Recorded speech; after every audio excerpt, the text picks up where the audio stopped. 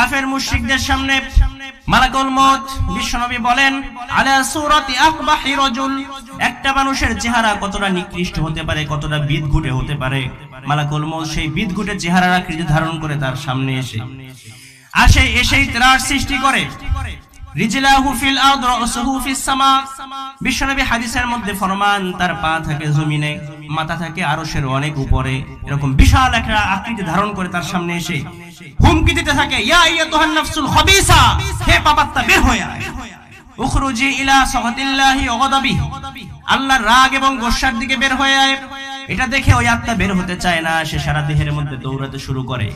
একবার মাথায় যায়, একবার পায়ের কাছে যায়, একবার নখের মধ্যে যায়, হাতের মধ্যে যায়।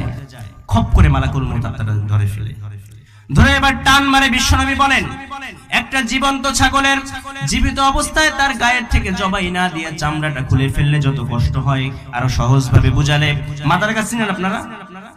তুলার পাজার মধ্যে মাদার গাছ ঢুকিয়ে এরপরে আপনি সেই তুলার পাজা থেকে যদি মাদার গাছের কাঁটাটাকে আলাদা করতে চান, তাহলে তুলা থেকে আলাদা করতে যত কষ্ট হবে, একজন পাপিষ্টের রূহটা বের করতে এর চেয়েও বেশি কষ্ট হবে। নাউজুবিল্লাহ পড়েন।